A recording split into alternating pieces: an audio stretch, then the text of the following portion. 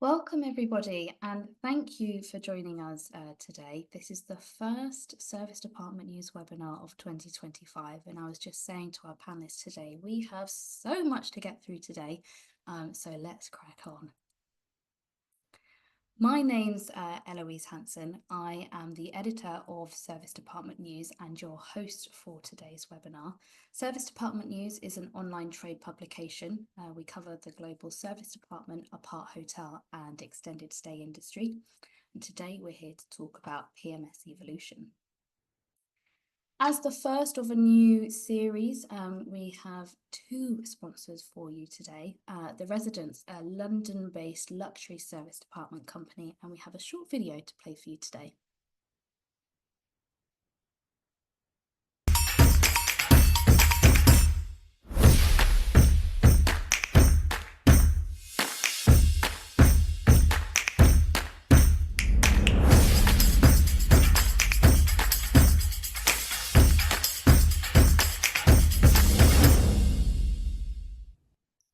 More details about the Residence have been popped into the chat.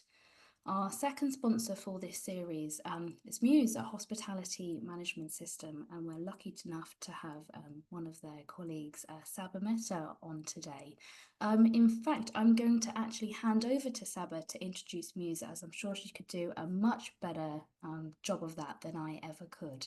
So Saba, let's invite you on here. Welcome. If you can please introduce yourself and give us an overview of Muse.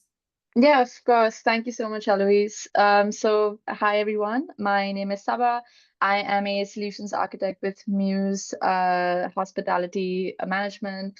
We've been I've been with Muse for about 3 years now, and the company is very present in the space of basically property management software, right? So we work on developing software to help hotels, service departments, and really try to provide the flexibility for all operators to manage their operations on Muse. We really focus on space management, guest data management, and basically providing a vision for the future where we can get to that journey together. Very briefly, Muse is a relatively new player in the space, having been here for about 12 years compared to the likes of some others such as Opera that have been in the space for many, many decades. But we are really swiftly moving forward and making a lot of noise because that's what we like doing. Thank you so much for the introduction. Thank you, Saba. I'm really excited to work more closely with Muse. I'm now going to introduce our other fellow panelists, and it'll be easier for me to move left to right as per the PowerPoint slides. So Dunniela or Dunzi, as I know you prefer to be known, welcome to the webinar, and if you can please provide a brief introduction. Okay, hi there. I'm the CEO of Sojourn, which is a furnished property management brand. From our inception in 2019, we've followed a hybrid model of doing short-term and long-term, plus 30 days, midterm, whatever terms we want to use.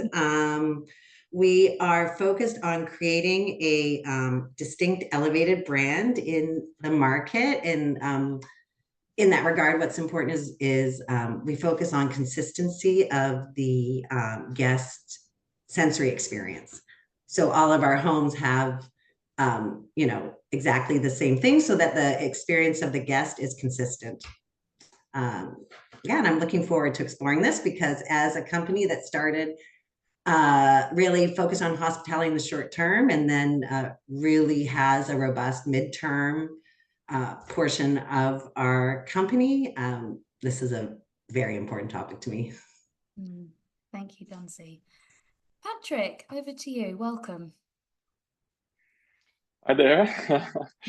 Yeah, so my name is Patrick. I'm one of the managing directors for Habyt for Germany, Austria, Switzerland, and Netherlands. And what is Habyt? We call ourselves a flexible living solution. So what does that mean? We basically provide furnished apartments And then in all kind of spaces, so from commercial to residential, which means like super short term, 1 or 2 nights, up until like normal housing solutions where you can stay forever if you want.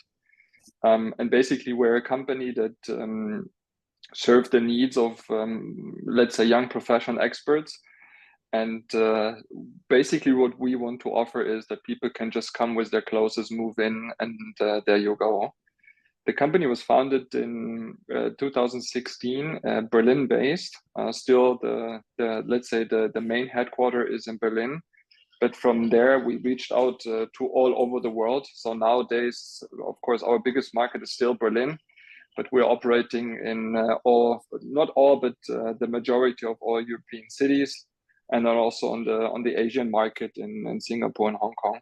And nowadays we have around like 15,000 units that we're operating worldwide. Brilliant. Thank you, Patrick. And last but by no means least, Sean, welcome. Hi, Eloise. Good to see everybody. It's always good to be on your shows. I've been principal and founder of T5 Strategies for the last number of years.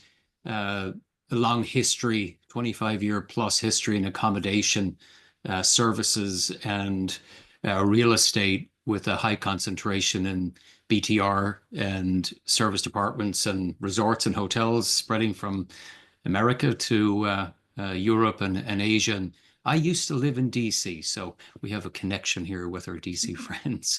So it's good to be with everybody. Thank you. Thank you so much, Sean. And all the LinkedIn profiles of our speakers have been popped into the chat. I alluded that we've got a lot to cover. We may not get through all of it today. So do connect, carry on that conversation with our panelists long after today's webinar has finished. So we're going to spend shortly around 45 minutes chatting with our speakers today, followed by some time to take any questions. So if you do have any very urgent, very pressing questions for our speakers, I suggest you act quickly. Pop those in the Q&A box at the bottom of your screens. I will get round to asking those questions as and when relevant, or we'll set some time at the end to take those questions. And as a reminder, this webinar is being recorded. Everyone that's registered will receive a copy of that recording within 2 days' time. Now, I always like to highlight some context slides ahead of our main discussion today. And at the end of 2024, it's an annual feature that we publish. We always like to look forward to 2025. What is in store for the wider extended stay market?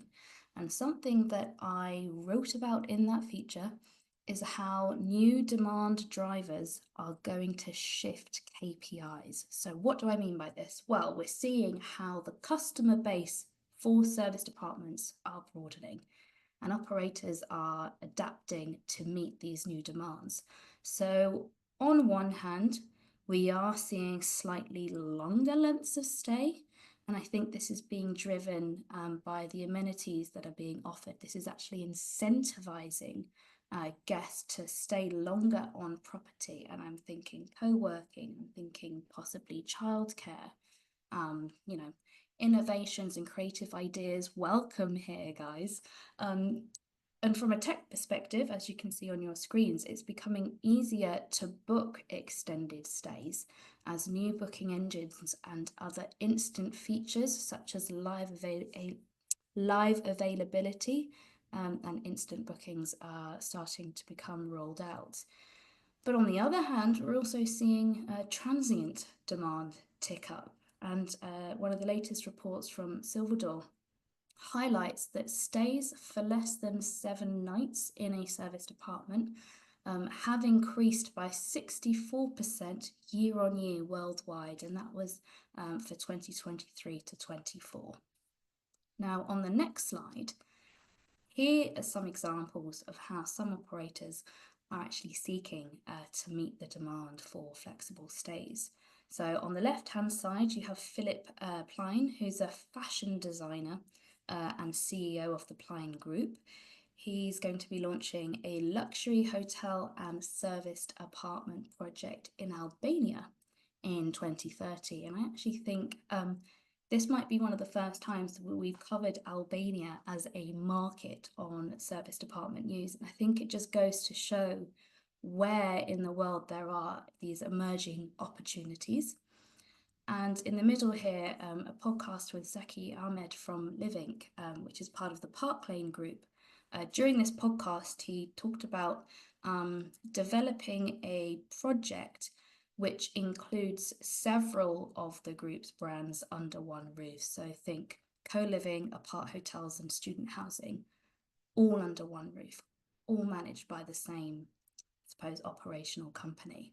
On the right-hand side, you can see that we have examples of how, in fact, all of the examples that I've shared so far, they're all directly influencing the capabilities of property management systems. And even as the sector consolidates with M&A activity, so even as new players are perhaps merging or acquiring other brands, it also brings into focus tech upgrades and integrations, and how do you bring disparate systems together under one roof. So let's begin. And I want to kick off with a question to Dunzi. When we first met, Dunzi, you're on a journey, and I think you're still on that journey when it comes to your tech ecosystem. You mentioned at the beginning that you're a hybrid operator that begun in the short term and is flexing upwards and towards the mid and longer term scale. But what are the biggest pain points that you've experienced in managing that mixed portfolio of short and long? Yeah, well, I would just to clarify, we've never, from our inception in 2019, I never really understood, I understand more now, the distinction between these two worlds. So we just approached it.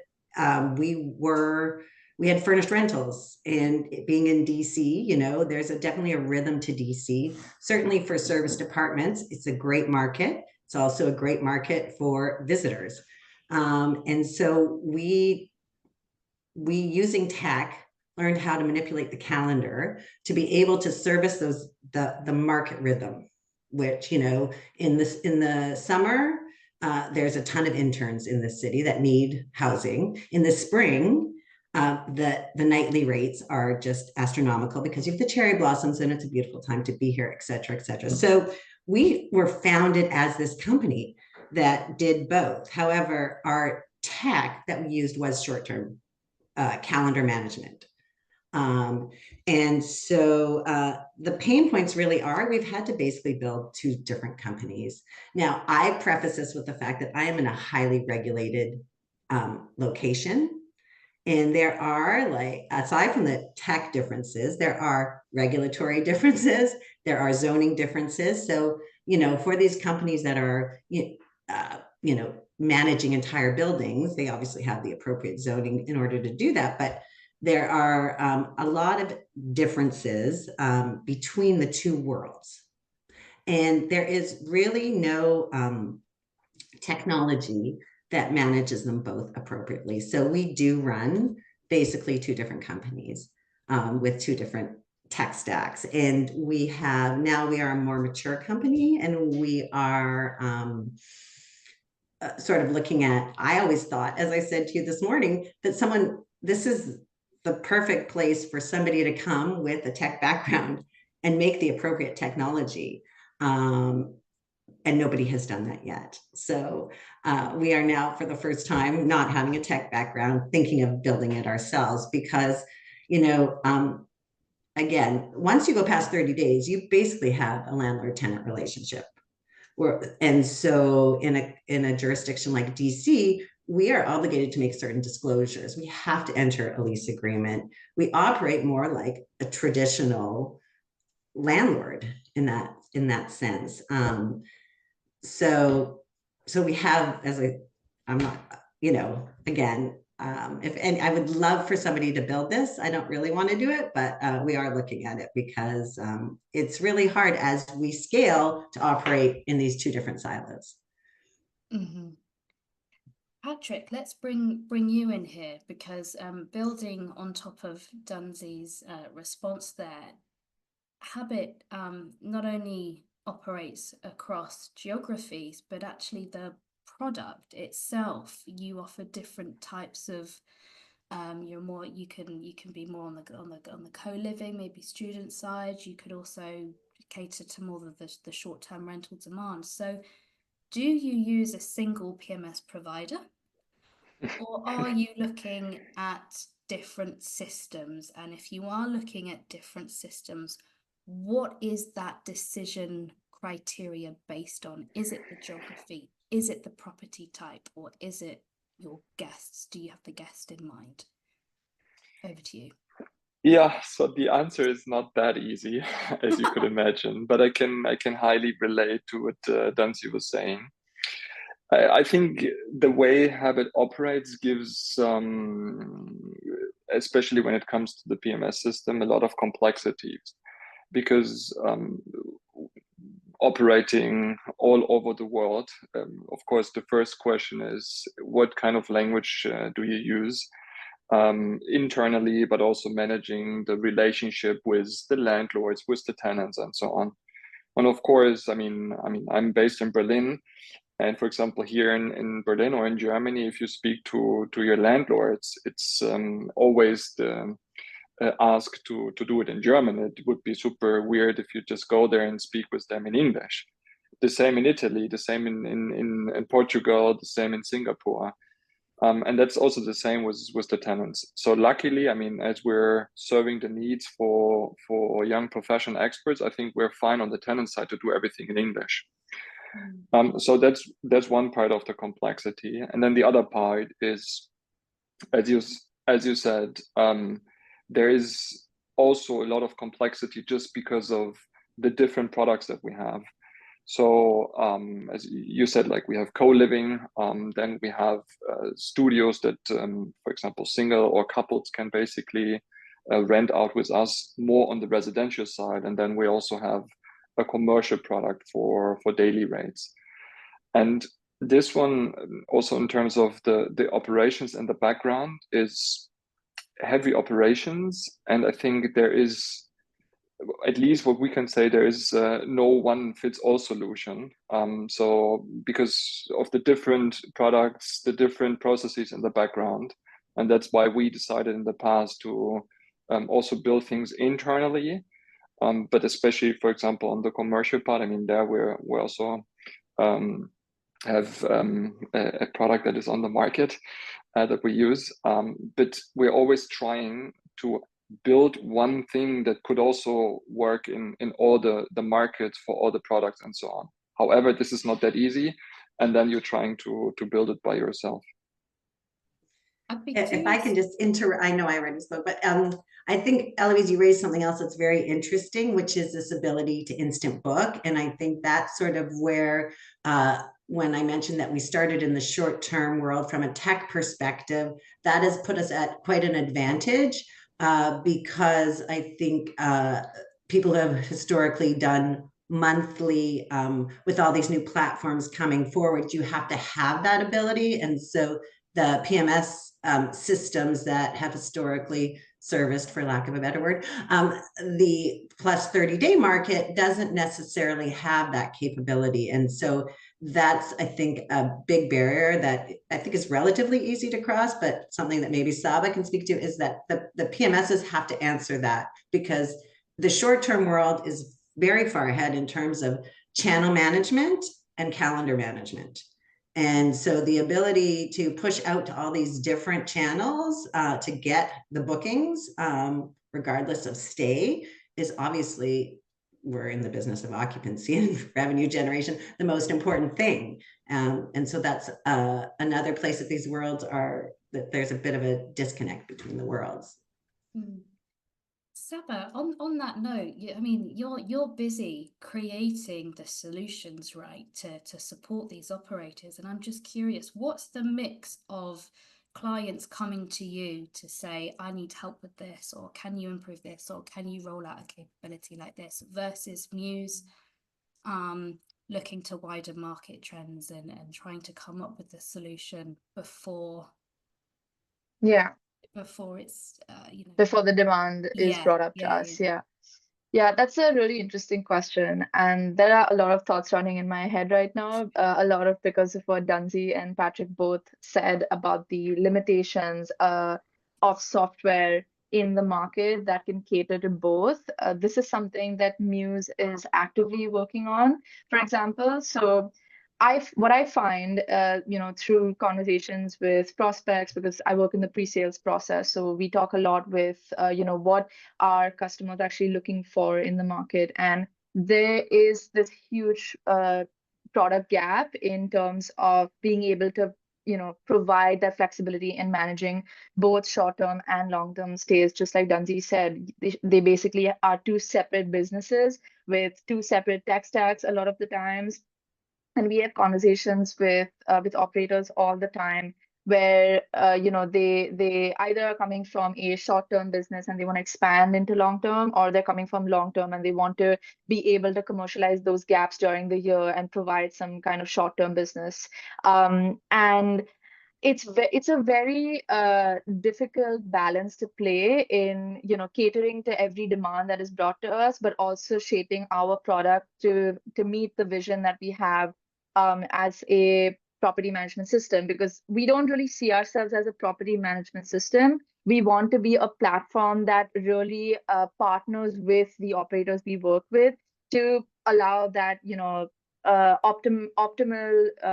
commercialization, let's call it, of all of these spaces within their properties. So we don't want to just allow you to, manage your daily functions and sort of get into some kind of robotic rhythm. We are all about innovation. We're all about trying to, fill those product gaps. Like Dunzi said, no one has built the technology to manage short stays and long stays. We saw that gap and we have began doing that. So we developed, for example, the possibility of managing multiple time units within our system. We don't look at rooms, we look at spaces. So we, allow you to manage, for example, parking spaces along with your bedrooms, along with beds and hostels. So you're looking at like nested spaces for, hostel businesses. So there's the core requirement really is that flexibility. It's about being a blank canvas as opposed to like dictating what an operator should do. And I wanted to talk about this a little bit later, but I will mention this now, that the hospitality industry is sort of stuck in a cycle of, habits in processes versus the technology available. It's sort of this vicious cycle that the industry has been working in a certain way for decades at a time, and the technology was created to cater those processes while at the same time limiting the possibility of evolution in those processes by remaining within those needs. So it's sort of this vicious cycle where operators perform their operations based on the technology available, and the technology available is only able to cater to those processes. So it's sort of you have to be a disruptor to enable evolution, and that's sort of what Muse is doing, and really that's sort of what PMS systems globally need to do.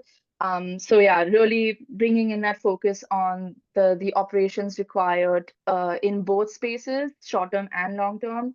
It's really important to see what the demand is, but also to innovate yourself and try to fill those product gaps. And obviously, you make mistakes over time. Not everything that you develop is going to make everybody happy, but we learn from those mistakes and we change things around, and we try to find that balance in meeting demands versus also innovating.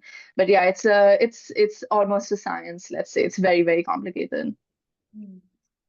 Sean, let's bring you in here to talk about sort of, at a more macro level, what the PMS landscape currently looks like. So how are these systems from a broader perspective adapting to manage this blending movement of the short and long? First of all, I feel everybody's pain. I was an operator for years, across different product types, service departments to other types of living. And as you put, Saba, spaces became a big issue, especially parking and access. So it's painful. We all know that. I think when you look at, and I'll have some data later on and probably another one of the questions, but, we got to somewhat forget these static systems that are out there. And, Duncy, you enunciated it very well in the sense of, do I build it myself? Do I fill in the gaps and these micro bridges between one application and another? But at the end of the day, the question is, what does the customer want? And I think sometimes in these discussions, we have different stakeholders. We have the guest or the user. We don't talk about the employee experience, and I'll share some examples later on about that, to take away today the meaningless tasks for the humans so the humans can spend more time with the guests. But ultimately, the stakeholders, the owners, the investors, are putting a lot of pressure to get these return on investment. And this is a fragmented but tech-enabled space. Some perspectives may be that the intervals of time are getting so short in the business cycles and the geopolitical cycles that we are running and developing at the same time. And you wonder, do we have the eye on the prize, which is the user experience? And I think what we're facing, and I wonder if we can reverse this in the PMS systems, is that, we all buy from Amazon. I'm going to assume for the sake of this example, we do. And, you can buy a watch, a scooter, and some toothpaste, get it into a basket and get sent to us wherever we live, even in a hotel, right? Send it to a disparate address. And I wonder if the PMS systems are thinking in that aggregated marketplace way. And this is not a big push for Muse, but it is in some respects. It's just coincidental we're on the same webinar. You've got nearly, I believe, about 1,000 possible tools that are in your marketplace that I think most people don't know about how to plug and play. And then the APIs will enable you to connect that to this to get to a customer that wants the watch, the scooter, and the toothpaste delivered to a service department, which can easily happen. These automated experience and long-term guest stays, it's complicated, but on the other hand, unpack it. Sometimes I think we make it more complicated than what it is. If it's whether, Patrick, you brought up about the impact of language. Well, Netflix is struggling with that. So are we. And they're focusing on Spanish and they're English and possibly Cantonese. But you got to pick your battles and where you spend it. And I think the PMS companies can do a better job of helping, let's say, Duncy, build architecture that's affordable and can be replaced with interfaces. And then finally, the PMSs have done a great job in some respects, but on the other hand, it's more about adaptation for now rather than innovation, is stitching together the ecosystem in the marketplace so that Duncy and Patrick may have different uses, but there's a lot of commonality about keys. How do you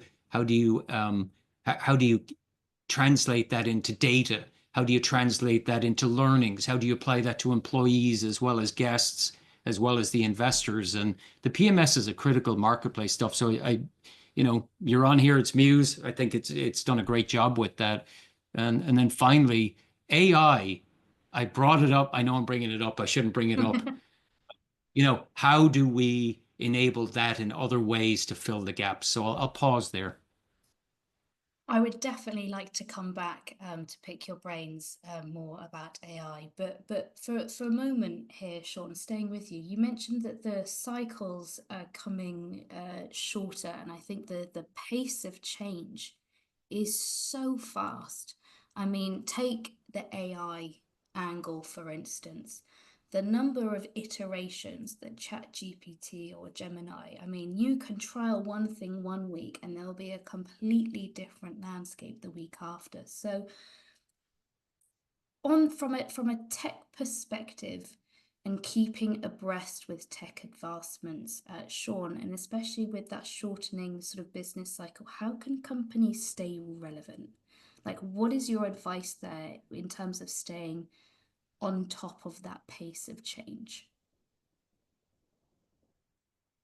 it's really hard depending on the scale of your business. You know, if you're a small business and let's say you've got 50 employees, I advise a company, and I was talking to the CEO, and he said, I need next level CEO stuff. And what do I need to do? And I said, largely you become the chief growth officer at a point and focusing on that. How do I grow my business? And then what are the enablements that can do that? Or else these intervals of change between, I mean, if you take it just the last 10 days, everybody got blindsided by, a Chinese AI. I won't promote it, for those that are in America.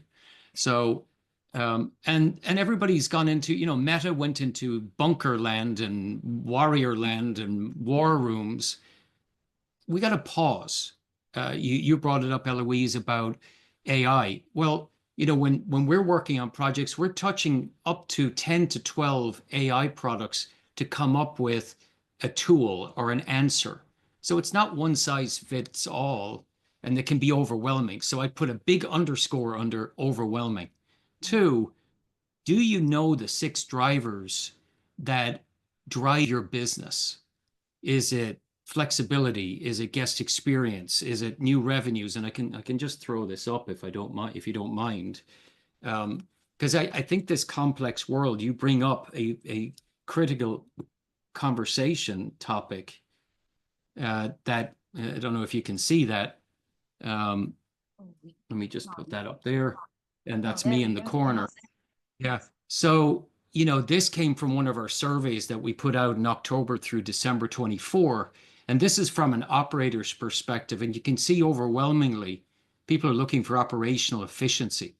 And then it's followed by flexibility and customization to either a Duncy model or Patrick's model that says, I need to talk to my customers. And it's largely followed then by guest experience and data-driven decision-making.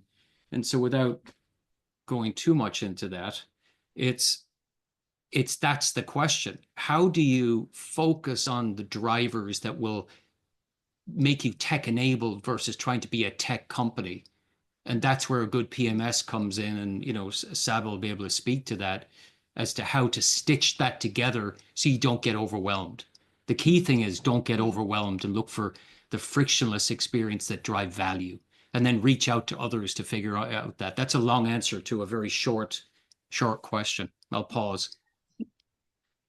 Oh, I was just going to bring up sort of this idea of, I couldn't see what was up there, but I'm old. So, operational efficiency is obviously what we're going for and what are our objectives. We're a small company and we're growing. And so, we are a service industry at the end of the day. And so our greatest spend is on our people.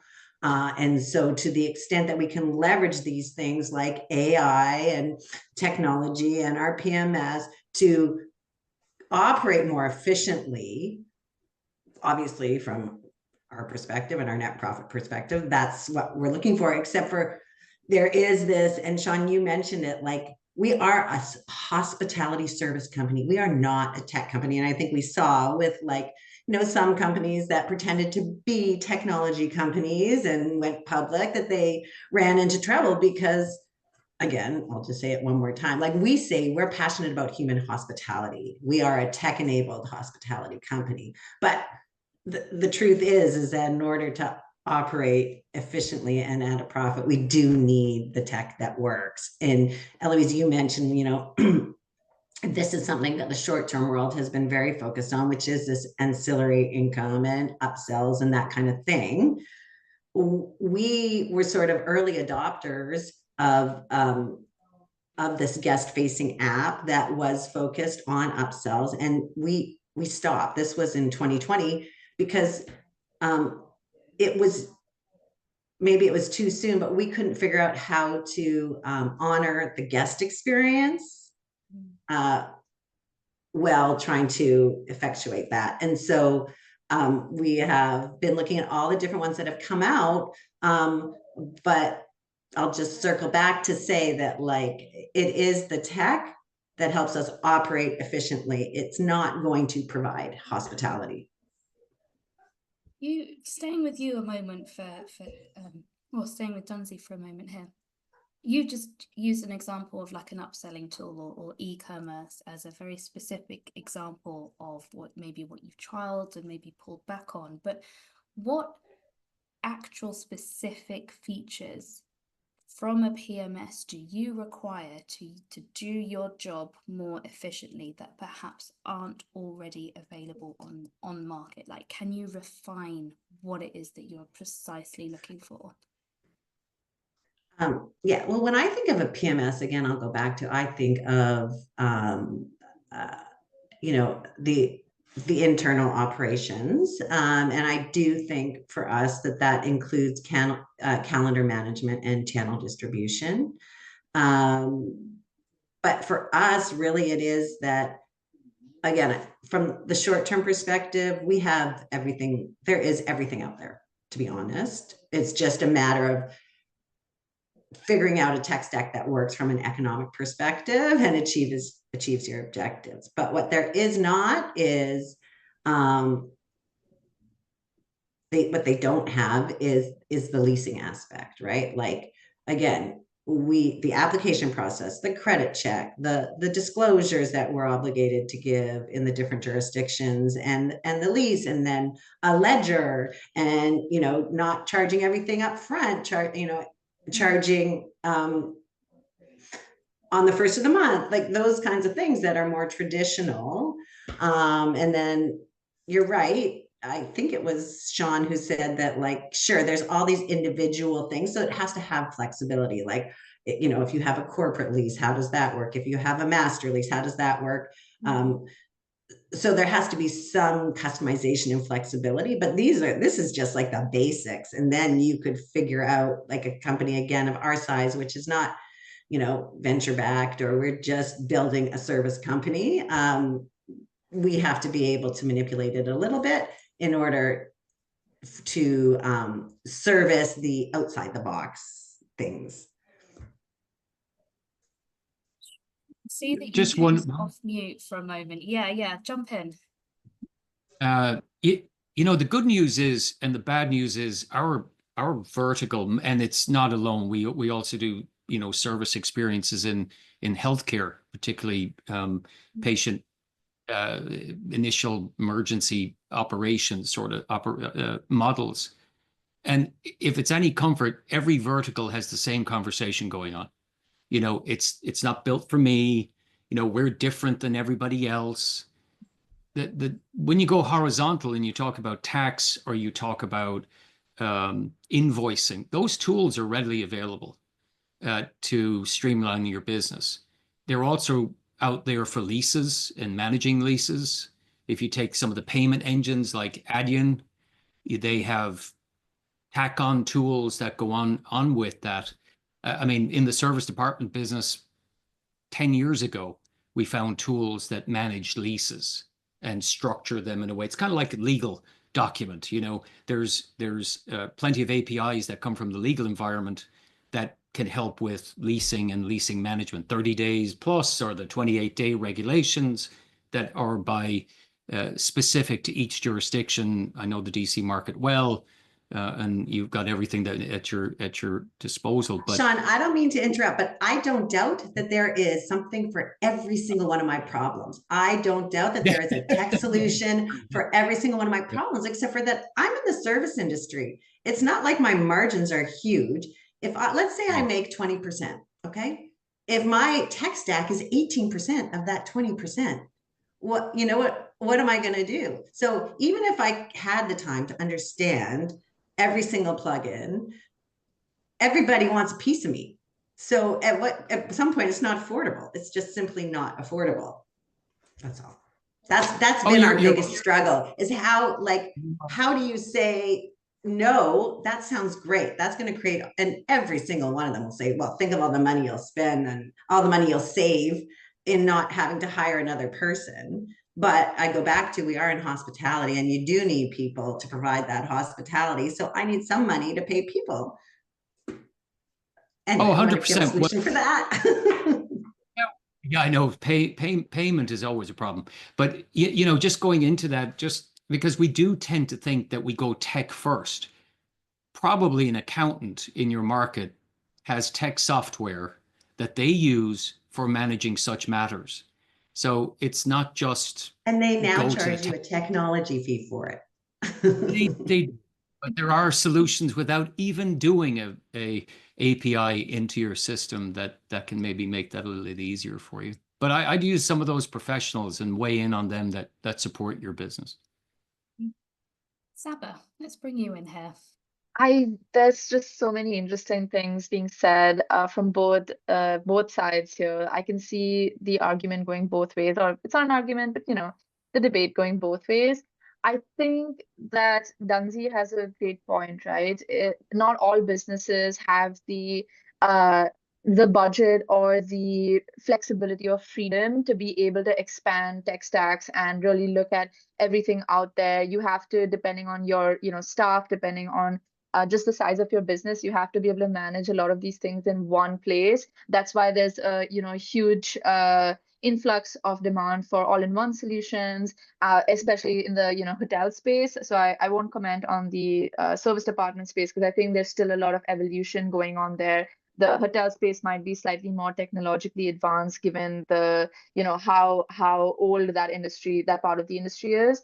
But I think Sean mentioned quite a few interesting things that I think anyone in our company anyone in Muse would, be super happy to hear, such as the fact that the user is the actual center of this equation, that if your staff is happy and enabled, then you're actually able to do the job that you're actually here to do, which is provide hospitality, right? That is the core of the industry. And the tech is mainly supposed to be there to enable that as opposed to take over that, right? So we, like Dunzi said, people are the core of this industry. And for example, at Muse, the two things that we love saying, or rather three things that we love talking about, is revenue, efficiency, and guest experience. Those are our three pillars, since Sean talked about what are the pillars of your business.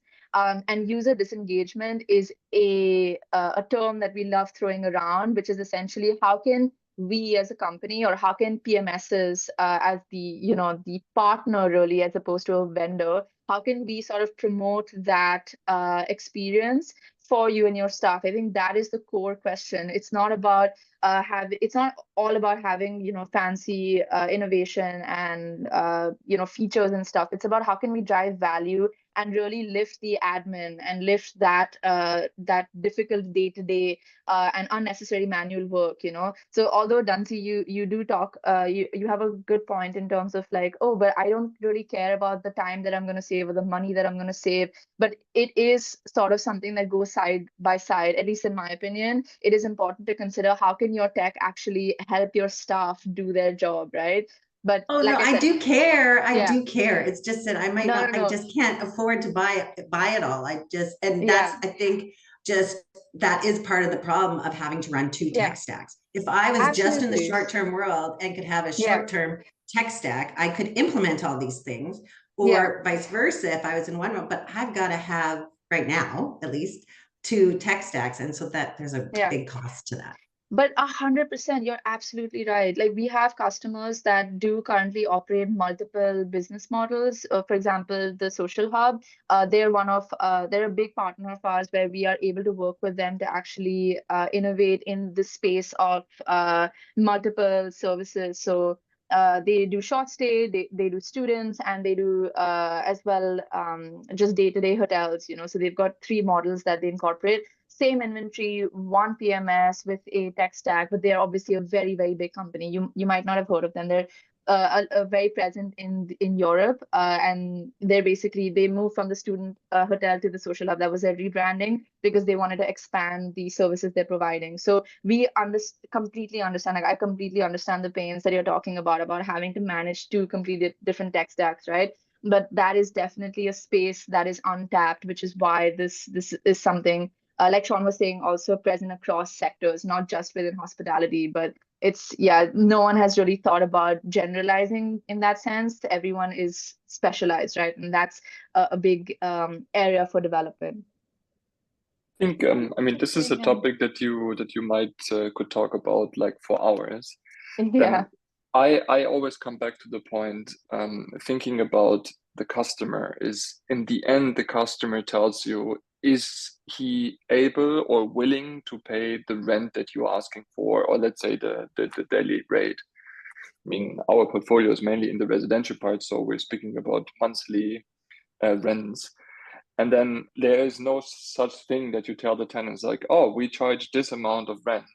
But then on top of that, there is, I don't know, a 20 euro extra charge because we're using a nice PMS system. In the end, the tenant does not care about your PMS system. It's more like, I mean, we're running a brick and mortar business.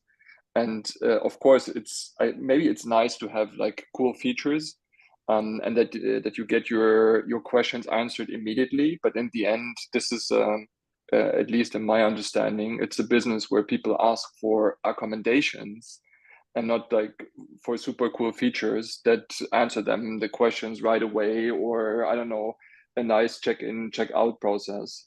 And this is exactly what Dancy was referring to and saying, it's like, hey, you know, like I just have like a margin and I can't afford having all the nice features, because in the end, the tenant is not paying for that.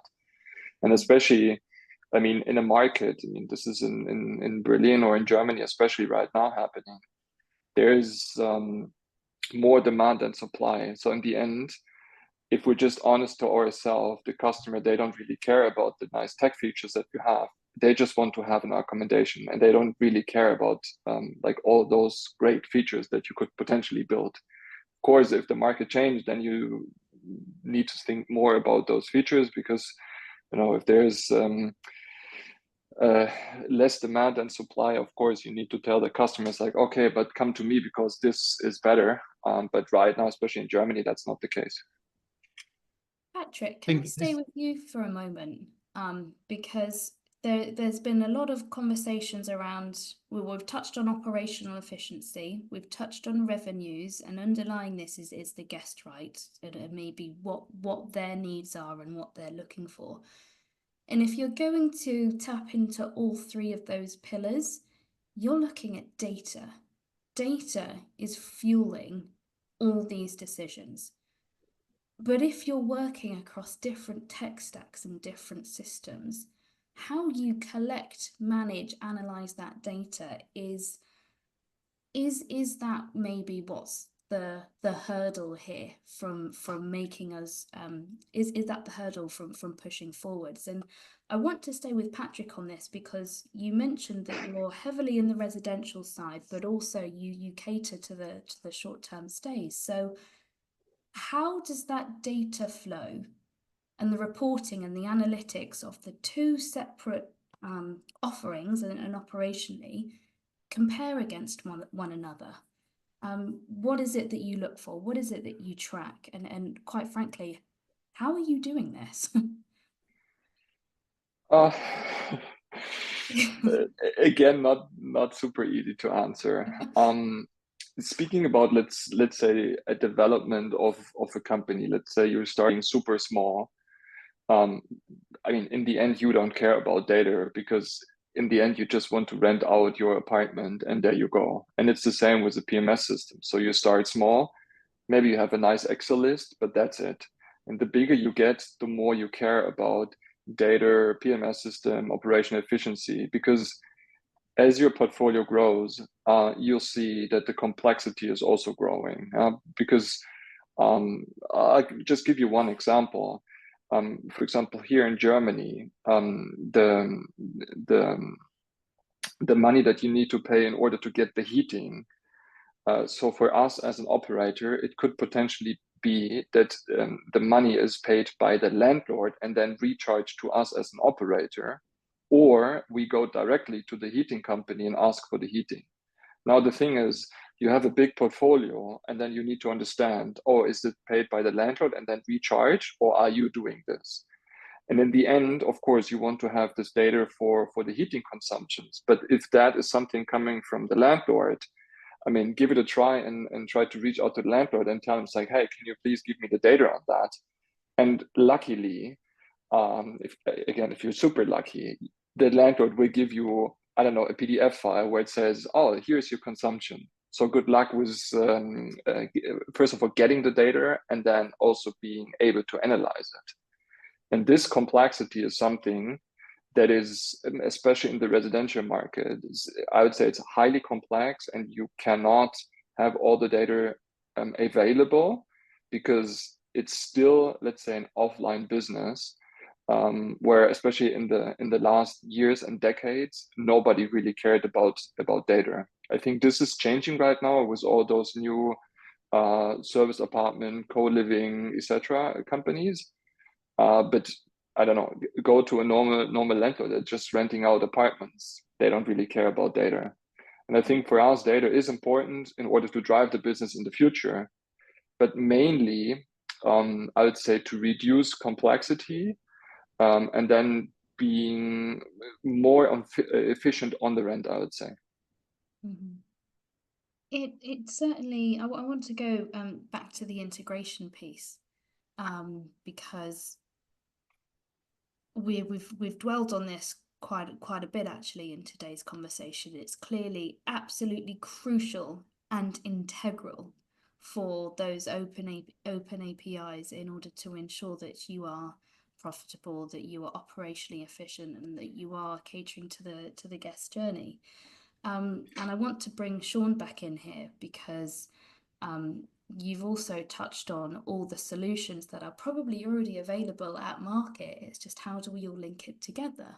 So what are you seeing in this instance, Sean? What are these emerging integrations, and what role will these open APIs play in the future?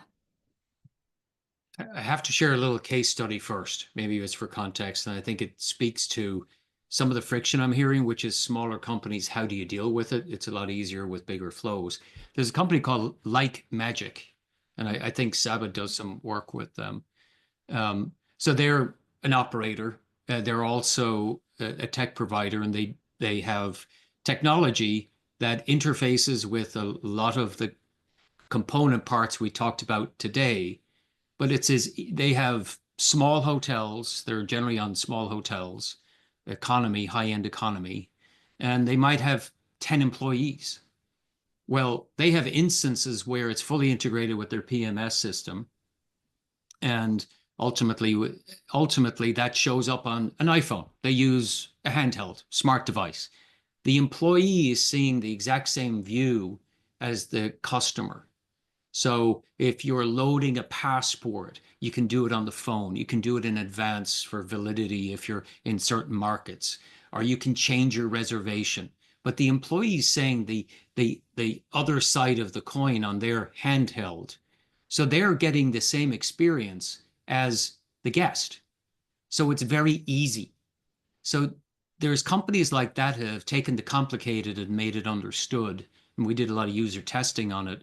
And that's one key feature. It's not always as difficult as we think.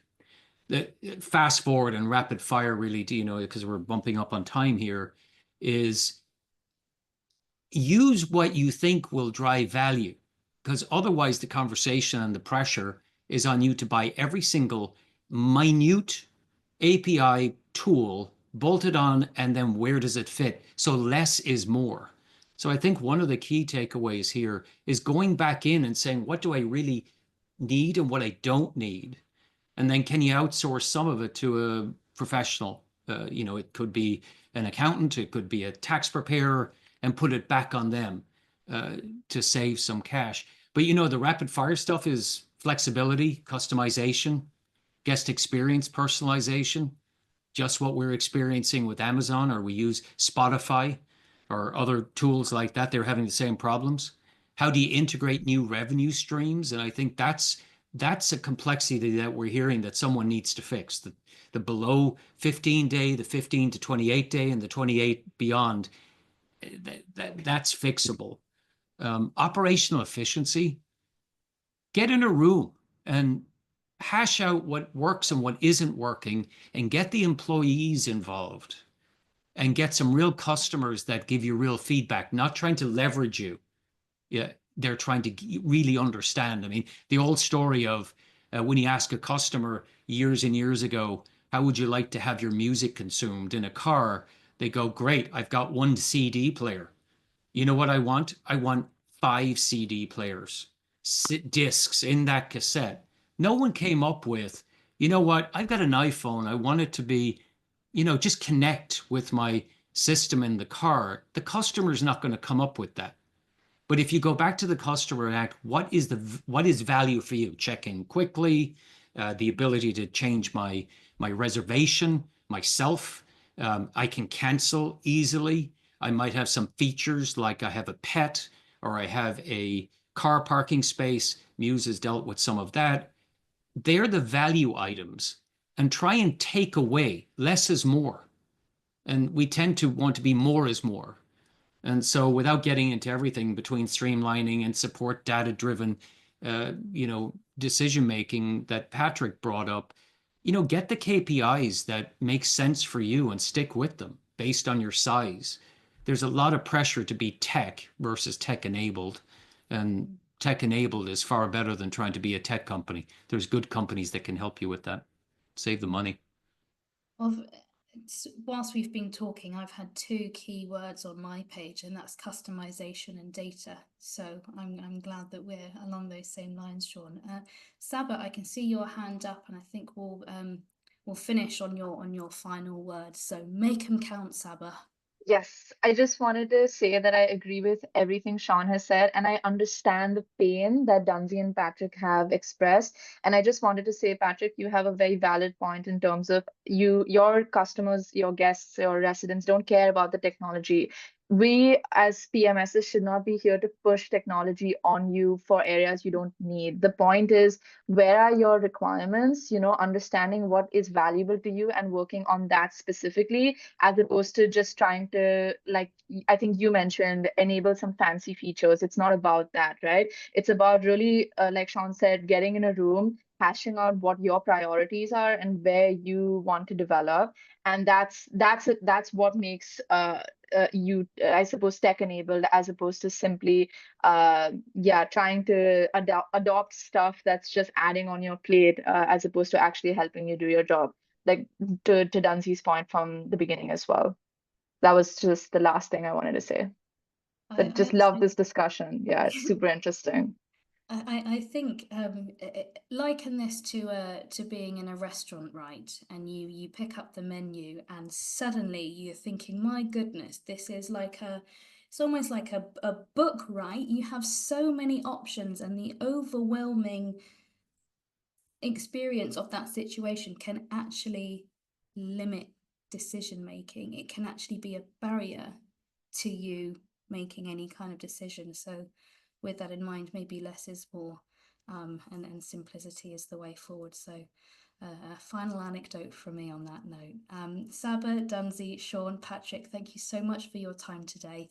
We're going to leave this webinar open right at the end, just to allow our audience members to follow up on any of the links that we have popped into the chat.